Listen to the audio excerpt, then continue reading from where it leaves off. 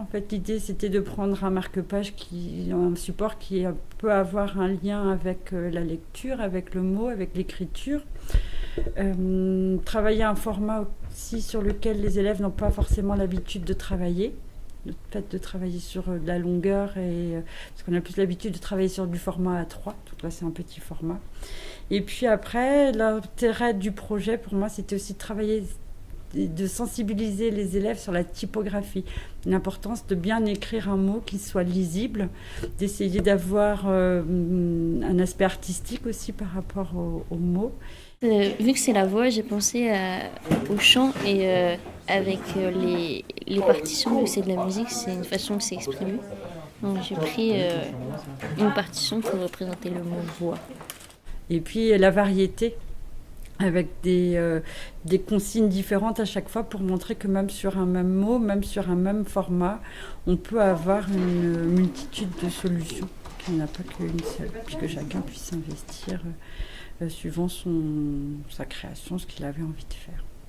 Pour les marketeurs, on est avec la prof d'atelier, on a voulu partir sur l'idée d'une gamme, créer une gamme. Donc eux, ils vont toujours choisir le même mot, mais on a choisi 3 formats différents. Donc on a gardé le marque-page, on a pris le format coque de téléphone portable, parce que pour nous, le téléphone était un vecteur pour l'oralité, et puis aussi pour l'écrit. Et on a pris aussi un format liseuse, parce que ça permettait d'avoir encore un petit format, mais différent des 2 autres formats.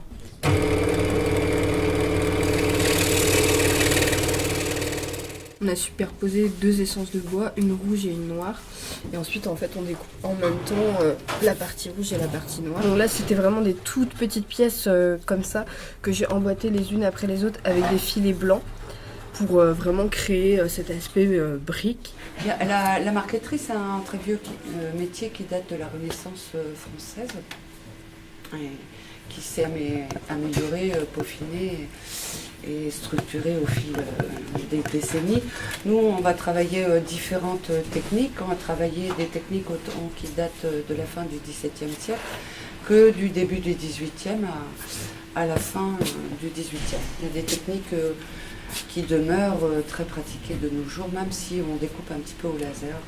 À partir du moment où on a créé le décor, on va venir chercher nos bois dans notre stock de manière à venir travailler les effets. On peut avoir des bois venus d'Asie comme le citronnier de Ceylan, on peut avoir des buis, ici comme ces deux-là, venus d'Amérique du Sud, ou des bois colorés. Colorer les bois se fait déjà depuis